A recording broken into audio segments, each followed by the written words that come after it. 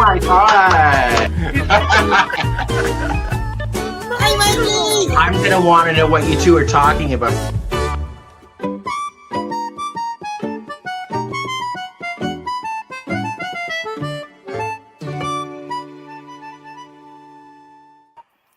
Hello, the crochet crowd. Welcome to another Thursday night Loose Ends with Mikey. How you doing, everybody? That would be you. Oh, I think that's for us, Cindy. And everybody who's watching online, of course, but honest to goodness. And scene. Are we doing end scene? And it is within the first like 10 seconds of this. It's going to be an interesting night, Cindy. It's going to be an interesting night. How are you doing? Cindy, are you reading, Cindy? No. I'm doing okay. Everybody, welcome to Loose Ends. We have a fantastic guest here. Her name is Cindy, and she's from Indiana. Am I correct there, Cindy? Originally, yes. Originally. Where are you right now? Well, we're in Indiana freezing our butts off. We have 90-degree weather in South Texas on the border, McAllen. Big area. And I got to say a shout out to my Thursday night group, the Border Stitchers, because they switched nights to watch tonight. So, how fantastic. Yes, you have to appreciate it. And I know Cindy's going to tell you a little bit about this, Mikey, but she was in Texas and they live in a motorhome kind of trail. Mm-hmm. And yeah, so now she's back in Indiana. I hope the trip was okay for you because we were waiting for your week so that you could do that trip from Texas to Indiana. How was it? A horrible trip. We were in all the storms. We had to come through North Texas, spend an extra day there, through Arkansas. 2 weeks ago tonight, we were rocking and rolling, hooked up to we're in a trailer, and it's an RV trailer. It's 24-foot living space, and we were rocking and rolling all night long. And the next morning, I left early, like at 5:30 in the morning, and we had no rain. But they had tornadoes after we left. Yeah, that's crazy. Wow. It was. Well, I'm glad you're safe. And I'm glad you're in Indiana now. And I know you had your crochet with you. And I'm sure you're going to tell Michael all about your stitchers that you have and your group that's with you. And hello to everybody who is there in Texas as well. We're thrilled to have you a part of this in our Crochet Crowd community. And before I go any further, I know Michael's going to say, like, Karen, shut up. Karen and I spent the day together because we did a property inspection of our trip for Nova Scotia at Digby Pines and made our way out there. We did a little bit of shopping, a little bit of food. I am super, super stoked because I have not seen the resort during nice weather yet. So, but it's coming around. It's coming. It'll be here.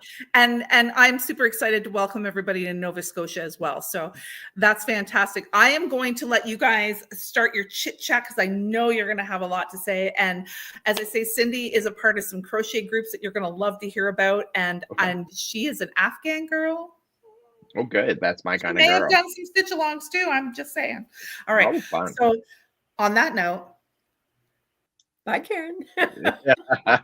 And scene. Yeah. So McAllen. So I did not know where that was until you just said it was on the border, because I have been there more times than I can imagine to McAllen to pick up produce to come back to Canada. Whatever. Yes, a lot. We have a lot of produce down there. In fact, our site where we stayed, we had an orange tree and a grapefruit tree. It was wonderful. So it's a beautiful area down there. It's interesting because in the middle of the winter, from what I recall, there was people like wearing hats and mitts. And I'm like, oh my God, I'm there in shorts and a t-shirt. Because group, they do it all the time. It gets below 70 and they all got their winter attire they've made, and they make beautiful. Some are great knitters. They're all great crocheters, but it's gorgeous. I mean, the Border Stitchers are that's what they call themselves, and they're amazing. Now, so do you guys like our group gets together on Wednesday nights, and it's basically a rock and roll wild show, and we can never film anything there because it gets really dirty. Do you come with your own ideas, or do you guys work together as a plan? Or well, they just did a big Afghan Stitch, one of the girls, and they all did it with her. I wasn't in on that, but they do things like that. We do our own things. Karen will show you some pictures after bit on some of the things I do that we have like knit day or stitch day, and we meet at Barnes and Nobles down there. Oh, that's nice that they allow that. Saturday. Oh, yeah. And I mean, we buy their goodies too, but they allow us to do that. And then other people see us doing it. And a couple of weeks ago when I was there, a lady brought her daughter over and said she had just started, and we all, we were all telling her, and I mentioned you to her and everything on videos and stuff on YouTube. So interesting. Now we don't allow kids in our group because our women are something else. But and I think I am just children, and that's fine, or grandchildren, and that's okay. We keep it clean.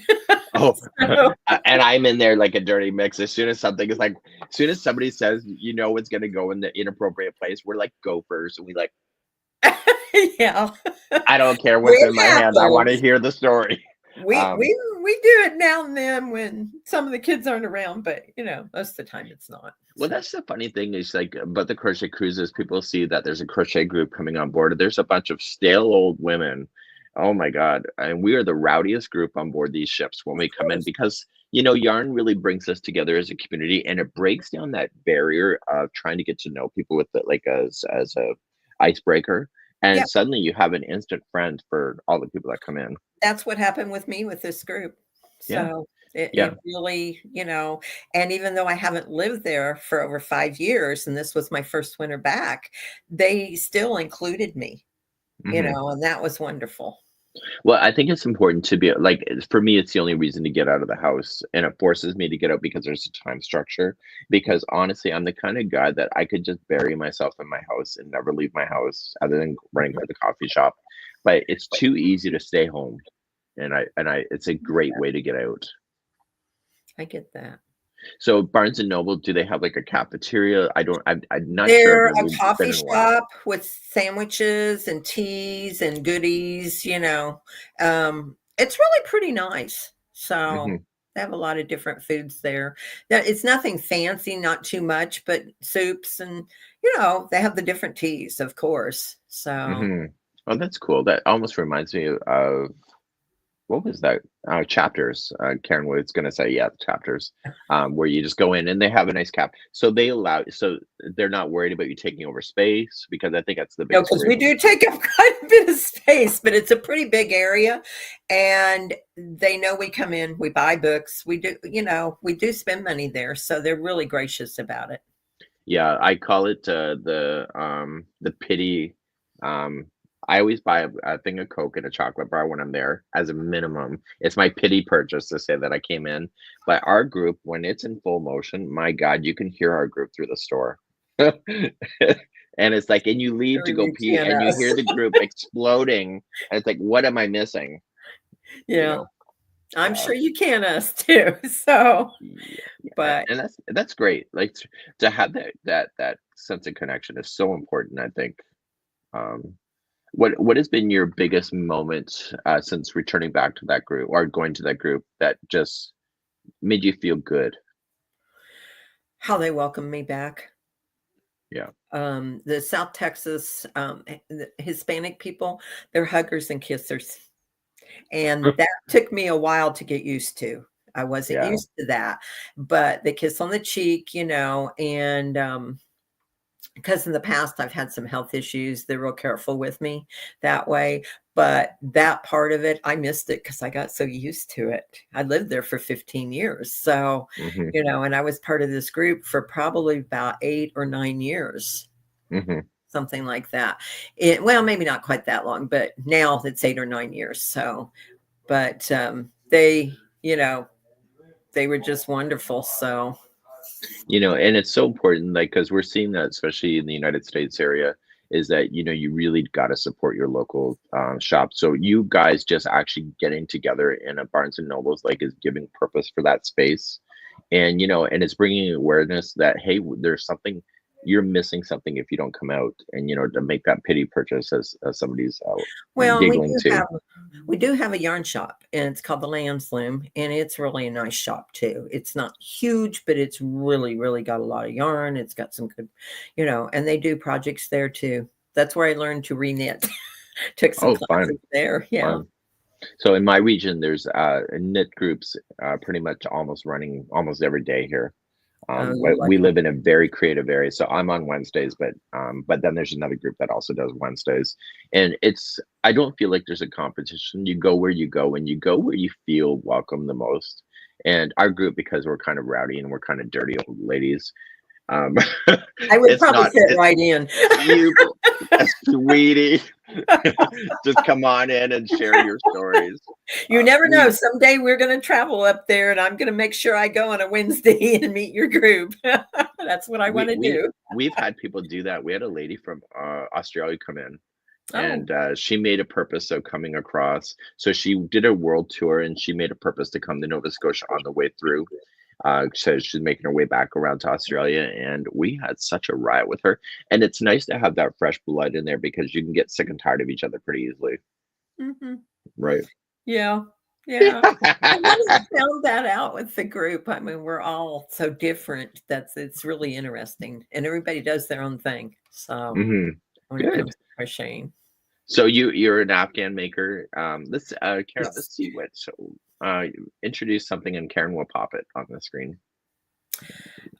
She has. Yes, I made this one. You remember this one? Inspired by Grace. Yes. It went to one of my best friends down in Texas. She had lost a puppy dog that we had lived together years ago. And Marvin was a sweetheart. It's been about a year now, a little over a year now. And I made this for her. So what was your challenge with the Inspired by Grace by Jeannie? I ended up not going the full amount.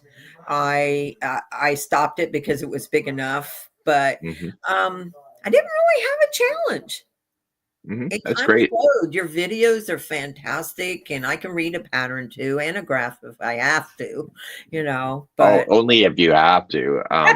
Yeah, exactly. Use me, Cindy. Jesus Christ. I think you're so talented that way that I've gotten better at reading them.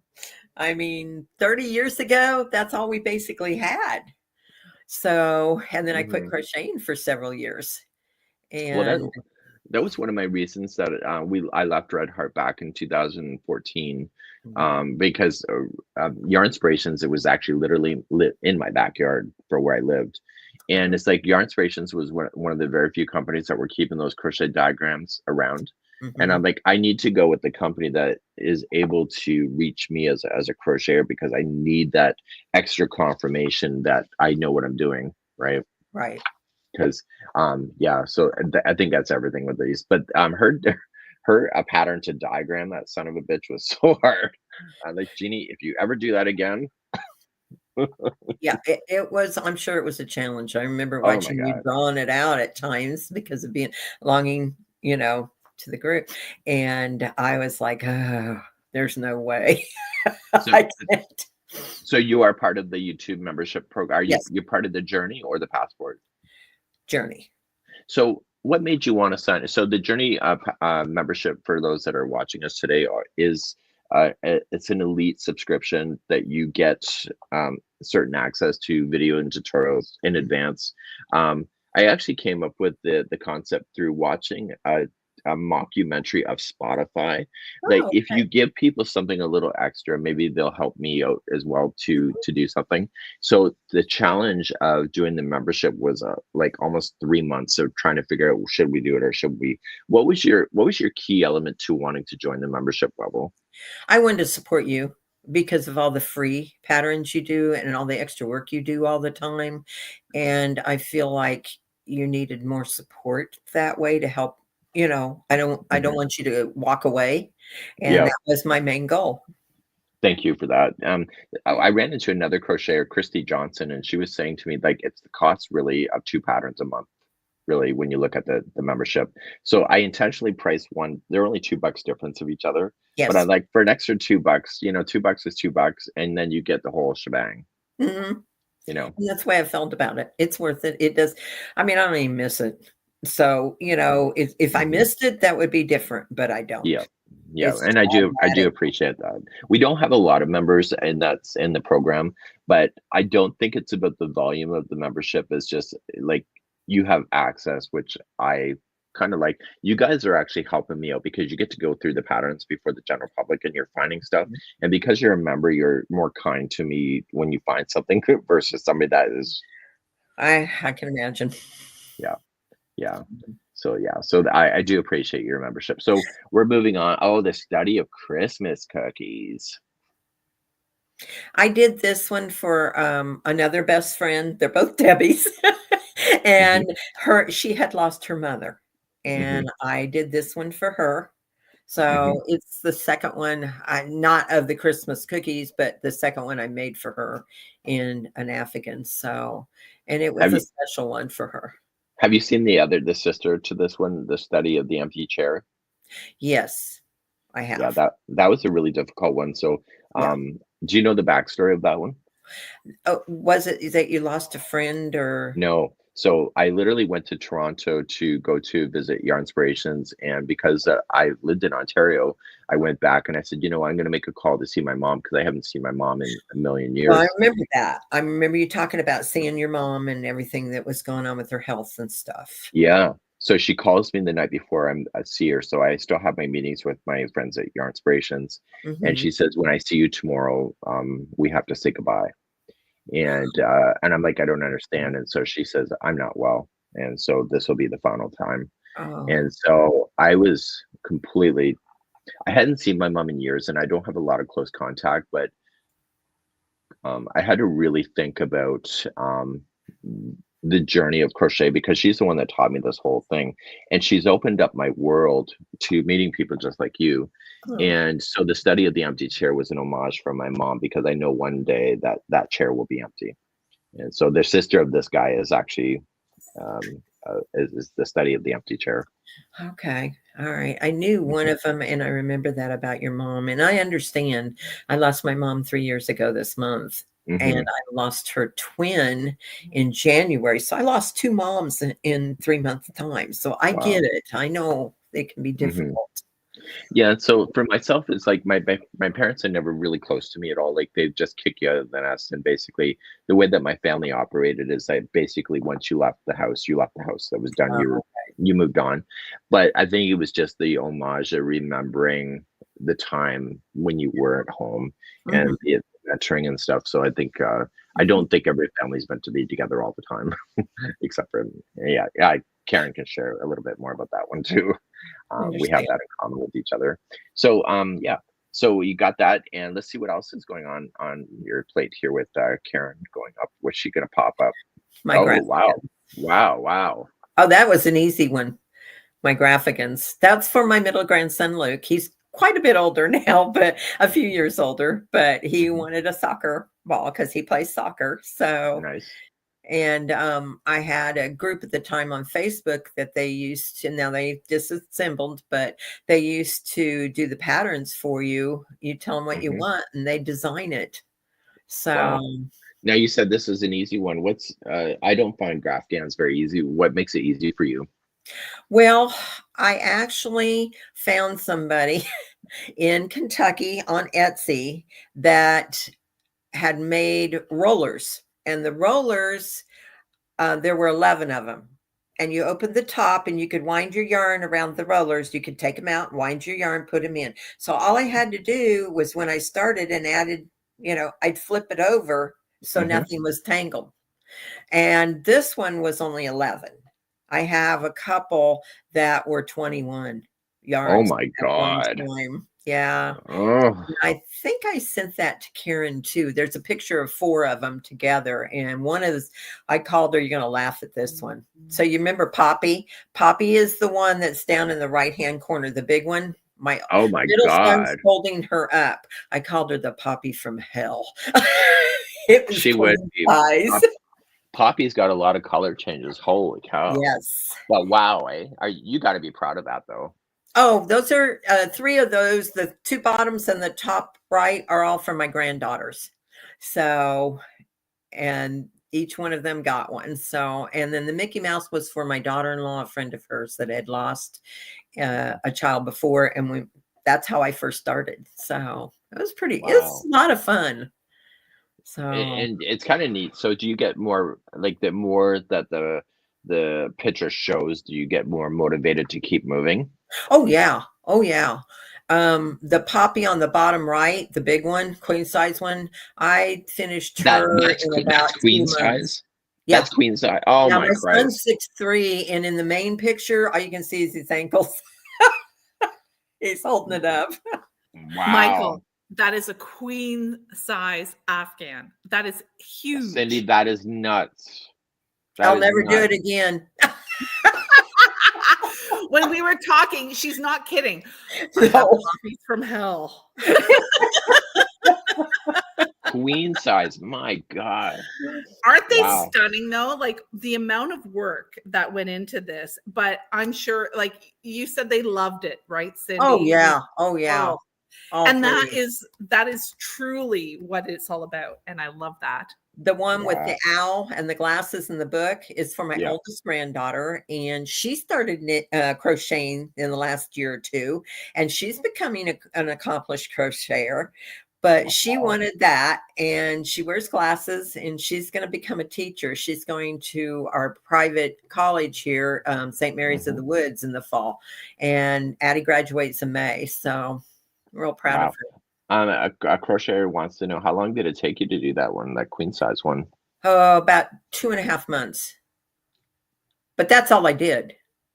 That's still nuts. That's still nuts. Like, wow. Let's all give her the heart button at least. Jesus, that's amazing. Is it single crochet? Somebody's asking. Yes, it is single. Oh, just get off my channel. My God. I know. I'm not a big single crocheter, and unless I have it in certain aspects and patterns, but that was, Wow. So would you ever tackle anything that hard again? I might, but right now, no.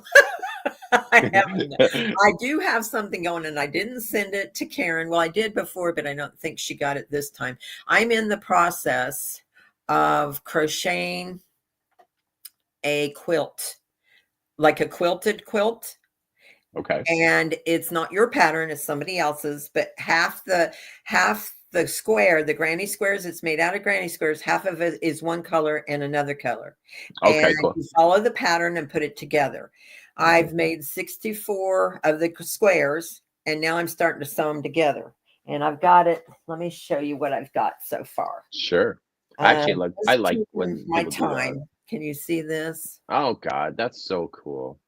And it's coming. I've got about 8 more reams to do. So, but it's going to be pretty cool, because where I live down in South Texas, a lot of the ladies in my park, they're quilters. Oh, beautiful, beautiful work.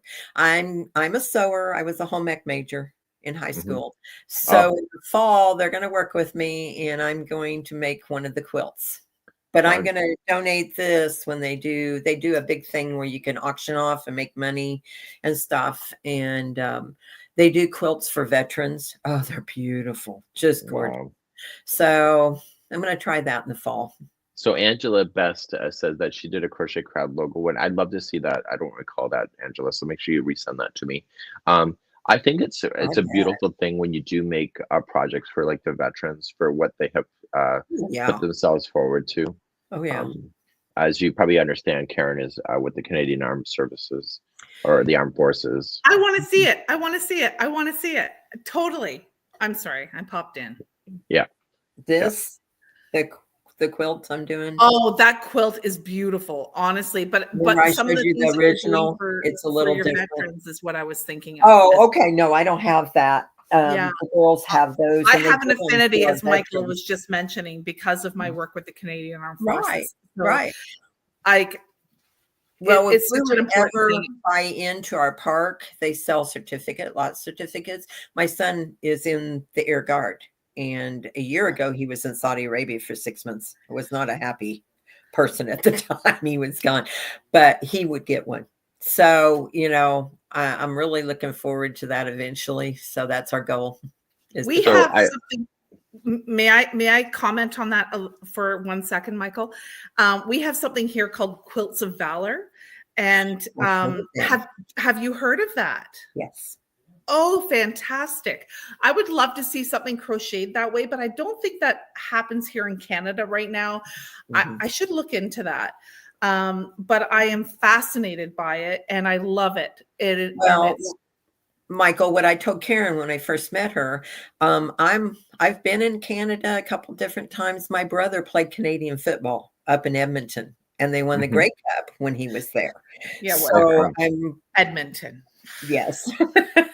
So, and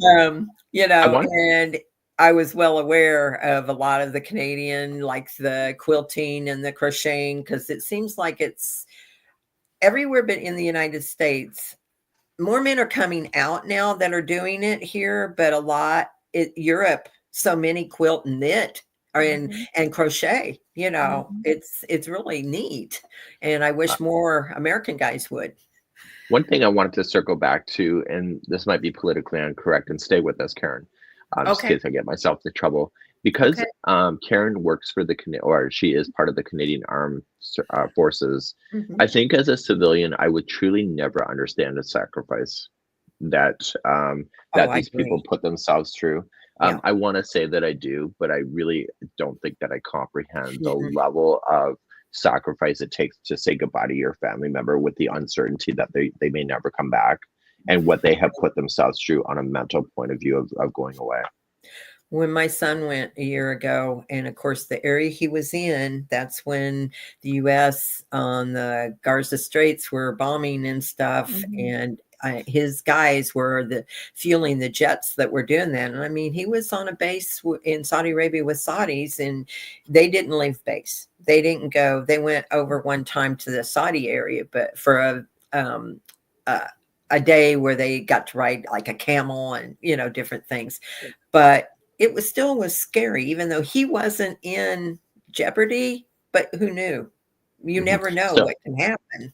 So you as a family member, when they're away, do you feel a sense of fear the entire time they're gone until you hear? He kept telling me not to watch the news. He said, "Mom, stay away from the news."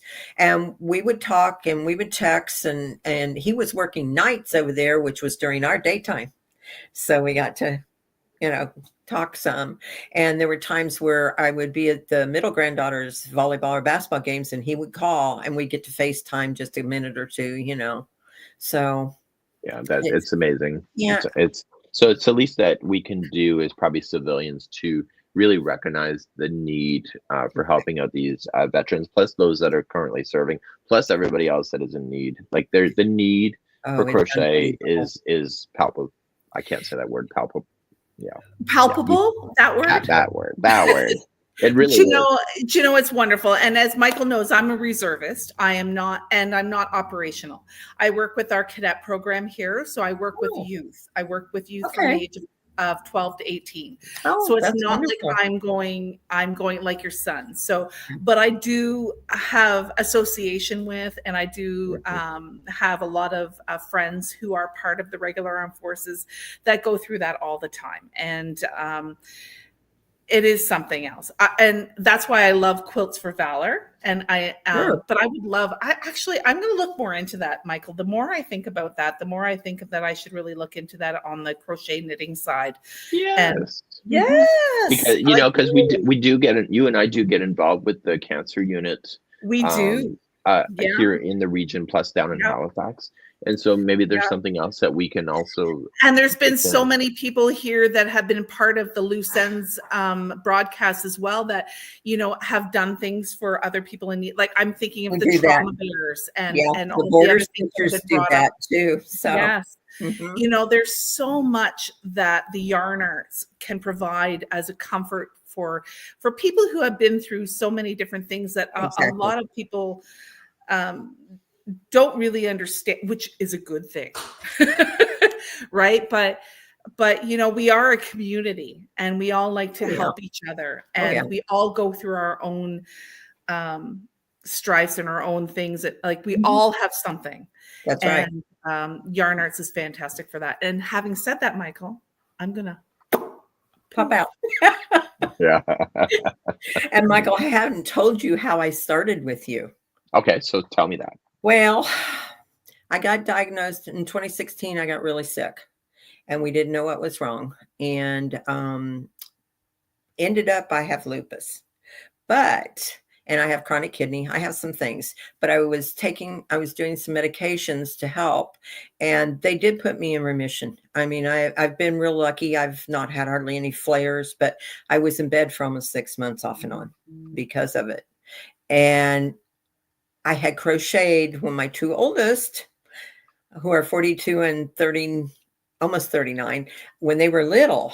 And so anyhow, I started looking online and I came across you and the beginning crochets again, the lessons and everything you did. So that's how I got started again. And my doctor said it was the best thing that I ever did because my brain was functioning and my hands were working. And it got me out of myself 100%, and anytime you have any type of illness, if you can get out of yourself and do something for others. So I started making, the things I've made over the years. I mean, the grandkids got sick of all the hats and scarves and, all that kind of stuff. But it just kept my brain going. So it was really part of your journey then, your hands. Sorry, I'm taking in the moment. Your hands moving and your mind moving to get you through one point to another. So you may have a lot of stuff, but it's almost like you're pulling yourself along in the journey through crochet. Yep. And that's what I told Karen. I said, I feel like he saved me. Now I know you don't feel like that, but that's how I felt. And that's another reason why I joined the Journey group, because that's a payback to help.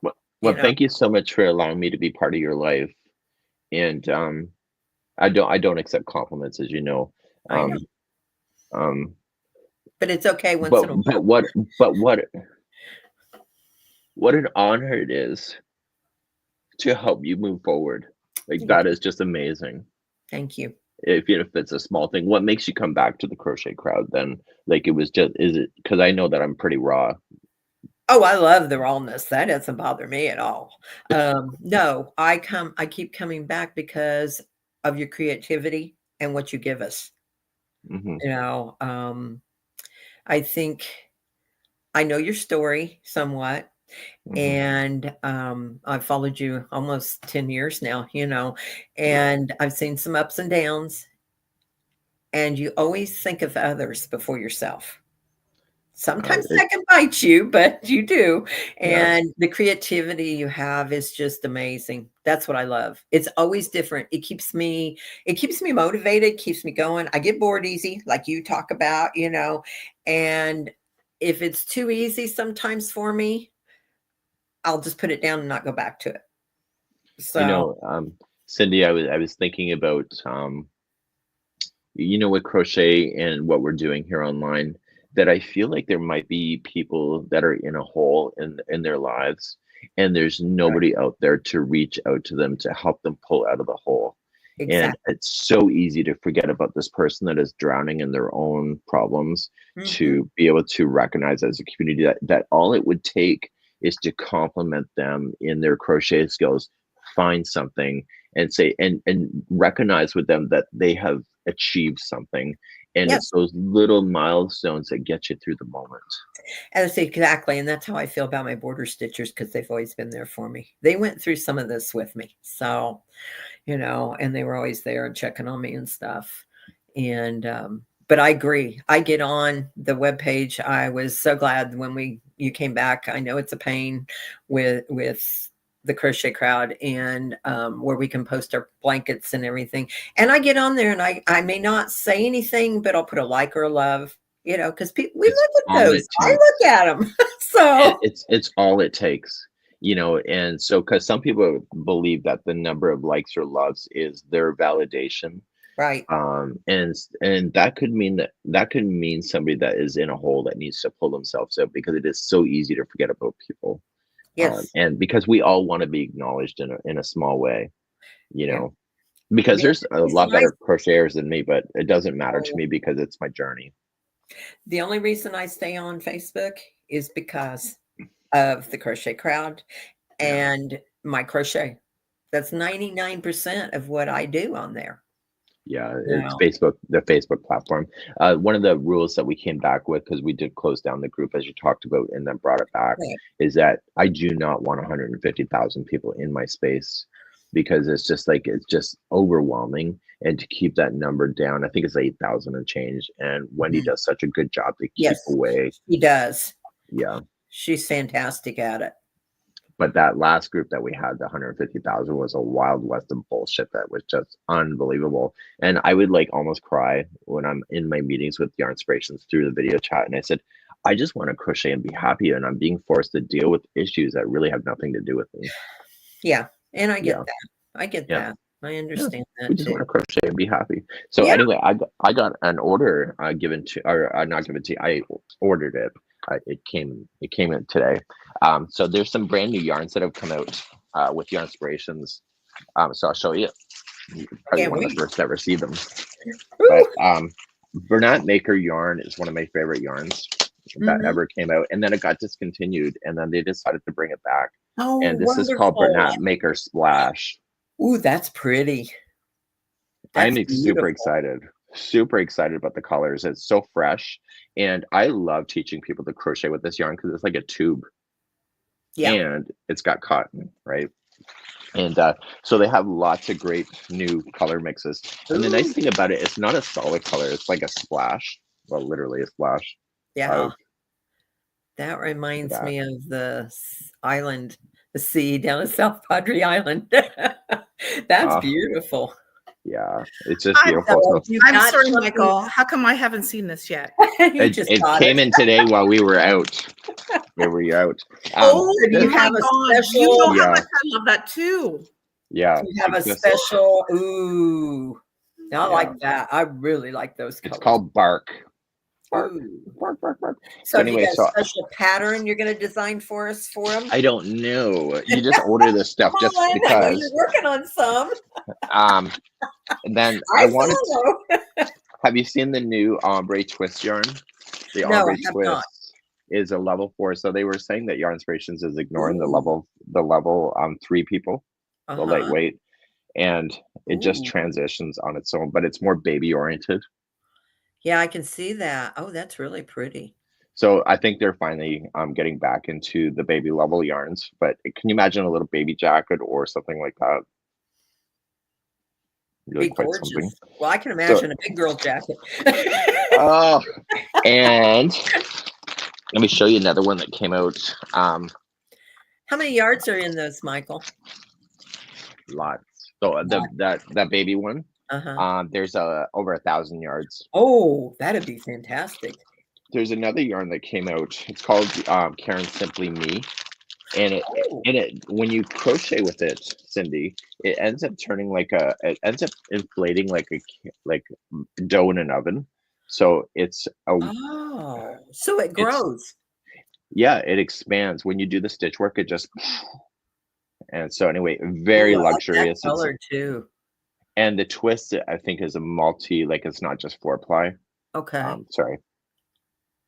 It's a wonderful yarn.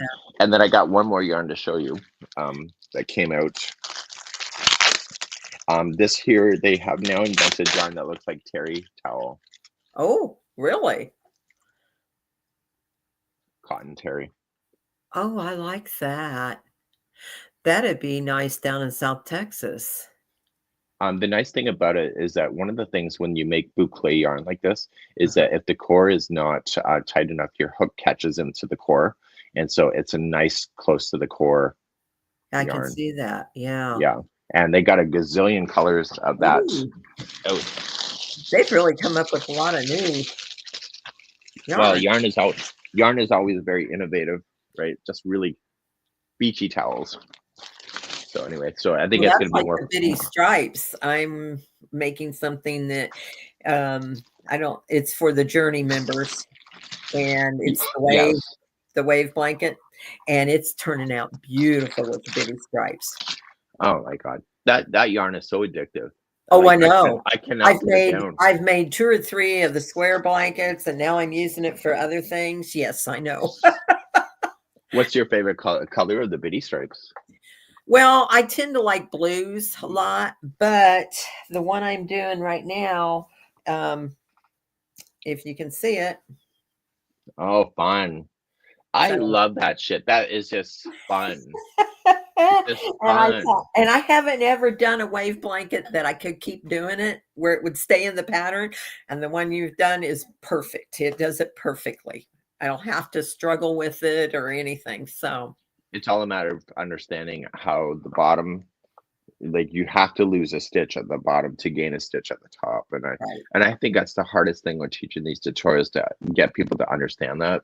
And that's the only way that it's the only thing that's ever straight in my life, but it's the only thing that keeps those edges nice and straight and keep on going straight up. If you were to invent a yarn, what would you like to see color wise, or a style of yarn? You ever gave thought to that? Well, I like all different colors. I would like to see more purples with the beige intertwined. Oh, fun. That's slick. Yeah. And maybe a lighter, like a 3 weight, or even a cotton type, because being down in South Texas, like I am 5.5 months out of the year, it's warm down there. And make it like a little throw, or do something like that, or not throw, but clothing, like a little jacket. I made a poncho a while back, and it's good for here in Indiana in the spring and fall, but down there, no, no way. I started designing a baby blanket yesterday, and then I just hated, I was 100% cotton, and I just hated the stitch definition. So I ripped it out and said, screw it, I'm done. There's some yarns that look great, but I wanted to speed myself through it, so the hook was too big for what I wanted to do, and that it was just like kids' feet are going to catch in this thing, and then that's the last thing you need is somebody saying, it's always trying to find that balance of what you would like to do. But as I've gotten fatter, my yarn is thinner. But I think it's my patience is getting more and more. Well, if you didn't eat like you did last night. I told her that, Karen. I'm sorry. Honestly, I can't believe it. We had already decided we were going to nail you on it. I said nothing. I said nothing at all. Oh, now you're going to have to make me tell my story, because my local group made me puke my guts out all night last night. That's why my voice is rough, because I was screaming Ralph into the porcelain for like an hour at 3 o'clock in the morning with the cat brushing up against me. But you could have said no, Michael. You didn't have to have that second piece of cake and that other piece of sweet and that other whatever. I had a bottle of Coke. I had a donut. It was somebody's birthday, so they gave me a big slab, and it was sweet as hell. And then I had a Aero chocolate bar, and then Daniel and I went out for burger and fries with big size beer. My stomach had the most shit in it ever. And by 3 in the morning, beer had carbonated. Done the beer first. Oh, it was a rough. And anyway, the cat, I can't be horizontal in my house without a cat on top of me. And I'm like, get off me, or I'm gonna lose my shit, which it did. And anyway, so I'm leaning over. I've got the towel on the floor to protect my poor knees. There's nothing hot about a naked guy leaning over a bowl. And the cat is brushing up against me with his tail, and I'm like, for God's sakes, read the room. So then I thought I'd take myself for a walk. So I got dressed at like 4 o'clock in the morning, and I went to go walk around the property. And I didn't know that part. Yeah. So I couldn't get Salty out of my face because he wanted to sniff my breath. And it's like he kept jumping up just to smell my breath. And I said, Daddy's sick. You do not want this.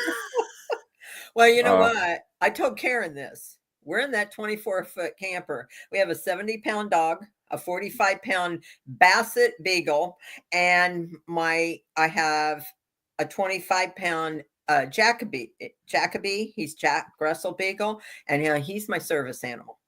But we have all 3 dogs in there. And this trailer going all over the place, Michael. That's hell. That's hell. Well, for But- you, but she loves but it, It's right? not bad. The There you dogs go, have Cindy. adjusted. They love Cindy, I'm trying to travel. give away my cats, but nobody will take my fucking No, cats. Kelly doesn't want it. Oh, like No. Jesus Christ! I just want to have a Christmas nap loves without. you. No, you know what? Loves Listen, you. listen. I do not want to wake up. If anything's gonna be licking me in the middle of the night, it's got to be a man. But I am always beating off a cat to get it off I my know, I see fingers. the Wrong choice of words, Michael. Wrong. I just like choice get of away words from right me. now. It just wants to lick my fingers, and I'm like, oh my god, that is so disgusting. And on That'd be that lovely. note, Oh, I made this for one of my friends here in Indiana. She had a grandson that was adopted, and I made that for them. That was a hell of a transition, Cindy. Karen is off camera, just pissing herself, laughing at the yeah, yeah. I love what you did with the little cardinal at the top. Well, their wallpaper, his bedroom wallpaper, was similar, and we had to put a little color in there. So the designer of the blanket, actually, I told him what I wanted, and they came up with this, and it was perfect. Wow, I love it. This reminds me of home here. We actually have deer here, but not generally right in our spot. Like a few kilometers away, then there's lots of deer. Oh, we have deer everywhere here. We drive home at night, and I have to be careful because they're coming across the fields. You said you were in Terre Haute, right? Yes. We had a serious accident, my last partner and I, in Terre Haute with the deer. Did. Yes. Now that I recall. I-70, we call it the death trap between Indianapolis and Terre Haute. Our buses are not even, our school buses are not even allowed on it anymore. Oh, yeah. Oh my God. So we hit this deer with horns. And anyway, so my partner hit the deer. I didn't even see it. It just hit it. But anyway, its horns went through 3 of our tires, and the whole thing ended up pulverized in between the cab and the all the blood and the hair. And I was like, they're bad. My son, bad. my oldest son, he hunts deer. Some people won't agree with this, but there's so many that they're starving that this is the humane way, you know. And he uses every part of it. I mean, it's the meat. You can't even tell when he cooks it, it's deer meat. It's fantastic. So, but I think that's more humane than them getting killed by cars or starving to death. And, you know, so it's really gotten bad. There's so many. I hit a baby deer west of Winnipeg in Canada. And this thing just stood there and looked at me. And I got the truck down to 60 kilometers an hour and I pulverized this little thing. And like, you know it's coming, and it's like the whole life just goes down as you're just like you're about to take out a life. And it was like a horrible thing.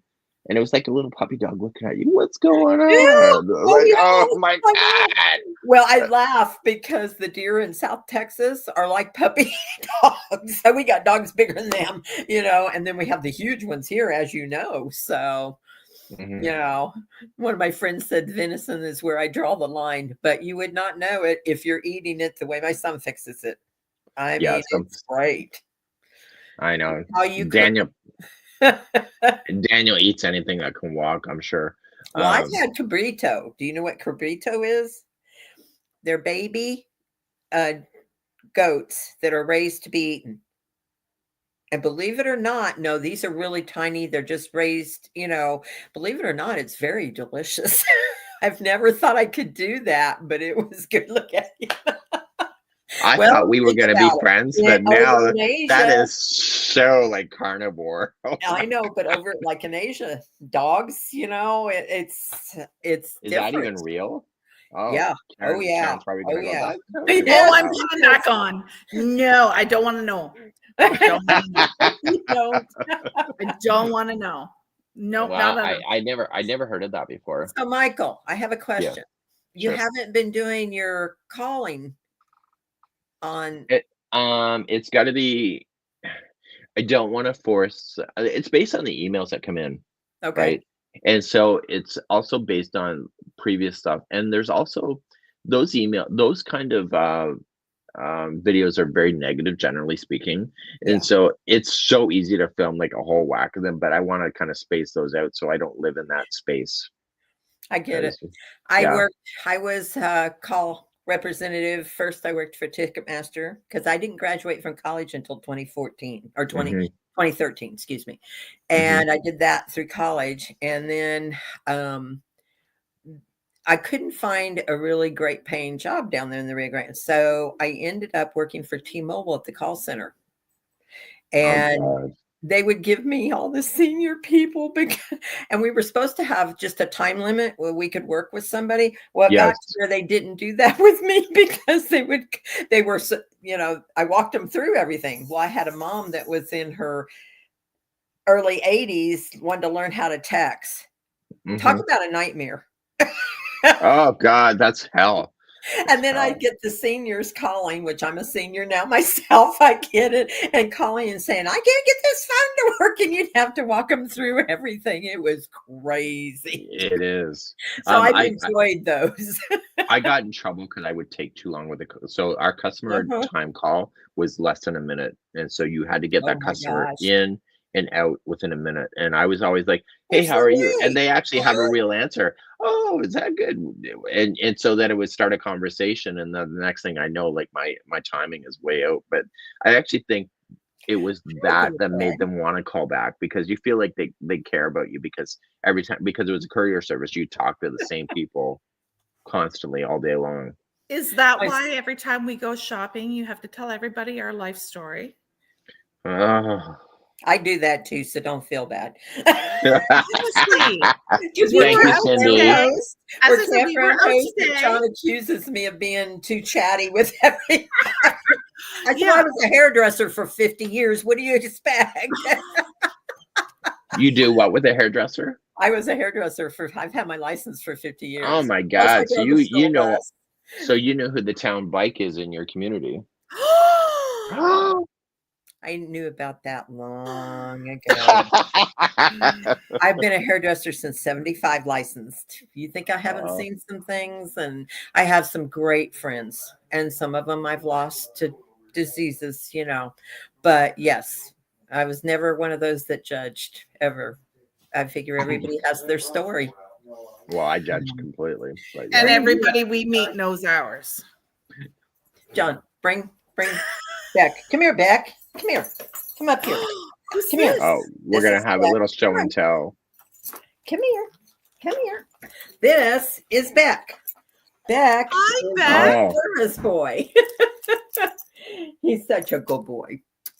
So what makes him a service dog for you? He alerts when I'm down. Where we used to live, my guy John was working right there by it. It was a senior living complex, and they had a dog park.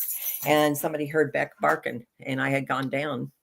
Wow. And John came running. By that time, I was up, but Beck raised Cain. So he alerts if I'm down, or that's why I've told everybody, if you hear him barking and you know that I'm there and the truck's gone or something, then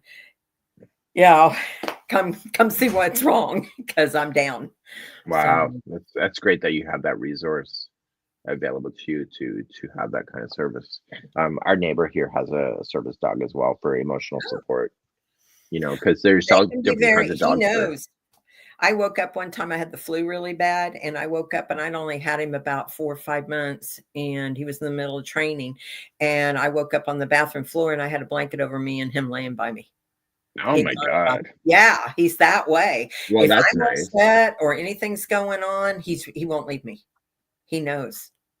He just knows. Well, that's great, because the other night, last night with the cats, I said to myself, if that cat licks my ass right now, I am done. I am done. They know when you're in trouble, though. They know. Oh yeah. Yeah. But that's funny. Oh my God. Oh my God. I'm sorry, but Sherry just said the cat was supporting you. Oh, no.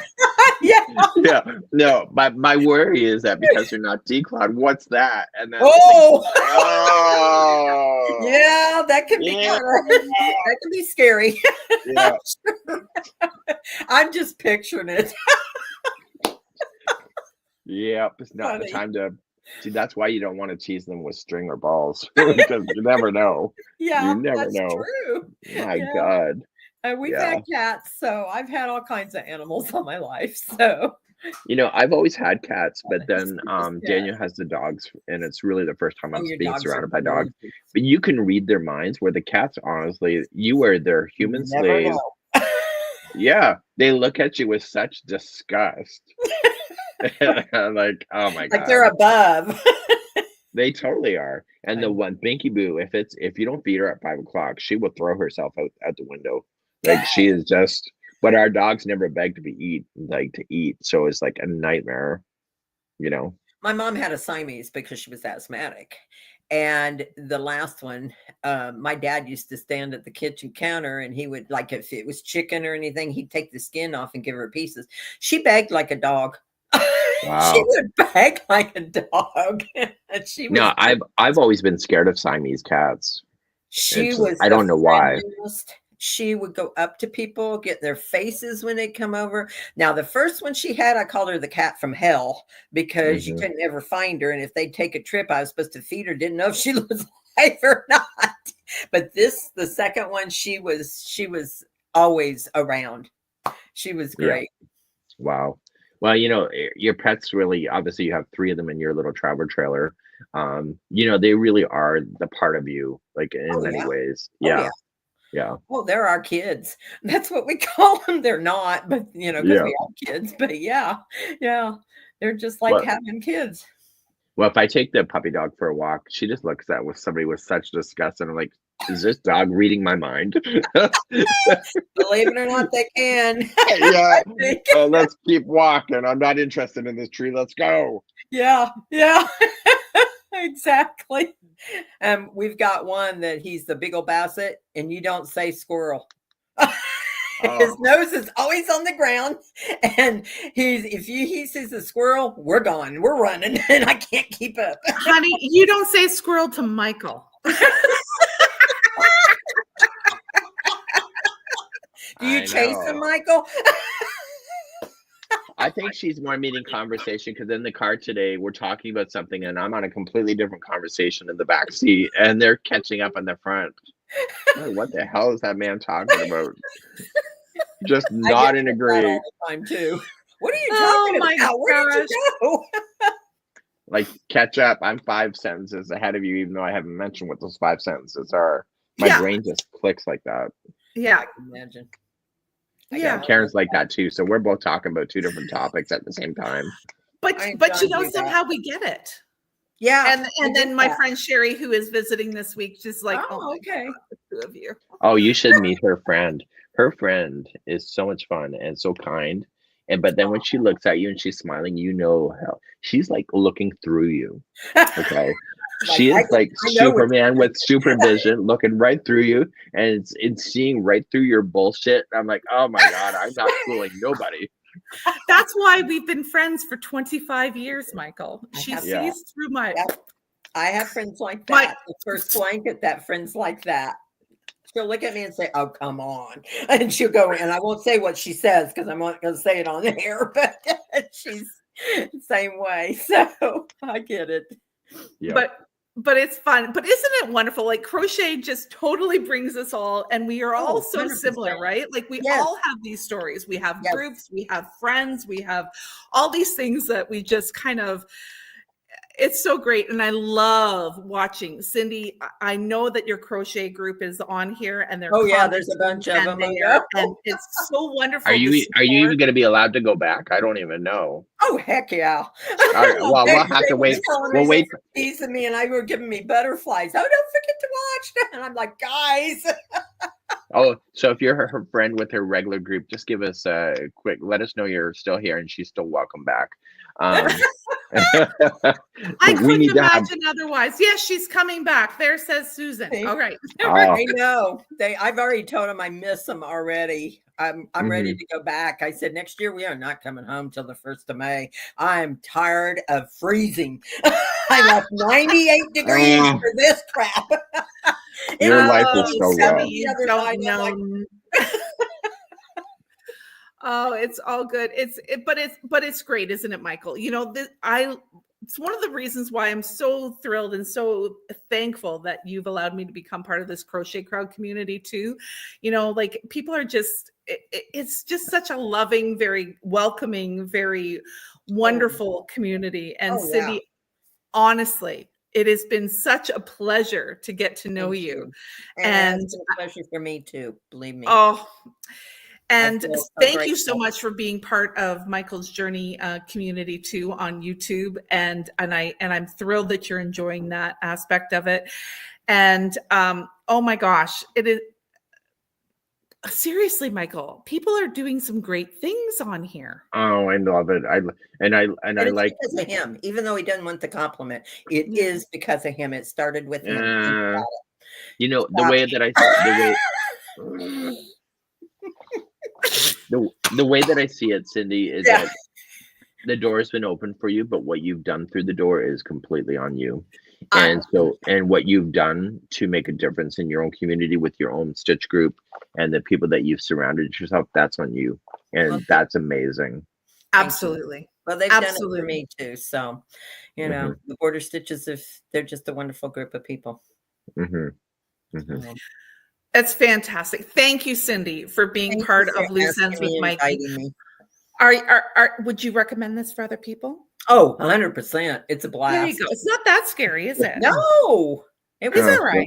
We'll see what shit stories we can get. I kept telling me for 2 days, you've just been a grump. You've been a grump. It's all this coming up. And I said, no, it's not. It's not right there. So, no, I think everybody, if they try and they're into something, they should do this. This has been so much fun. And I felt so grateful and privileged. Oh, it's been such a wonderful experience getting to know you. Right, Michael? Yeah, back at you, Cindy. Thank you so much for spending some time with me tonight and sharing, the importance of community and how your community is rallying for you, but you're also rallying for your community. It's really well connected. I love it. Thank you. I appreciate it. Keep in touch. Stay on. Definitely. Join us every week on Loose Ends and all of the journey. Hello, I know. And now you know who Cindy is there, Michael. Yeah, it comes up Cynthia with some numbers. So Cynthia with numbers. That's who it is. Oh, one of those. Watch it. So if you see Cynthia with numbers, you know who it is. It's all good. Yeah. Okay. But thank you so much for being part of this community, asking. Cindy. Thank you so much, Michael. I'm going to let you close this out. And until next time, everybody, thank you so much for joining us. And we'll see you next Thursday. Thanks, everyone. We'll see you next Thursday. Yeah. Bye-bye. And see you later, Cindy. Okay. Thank you, Cindy.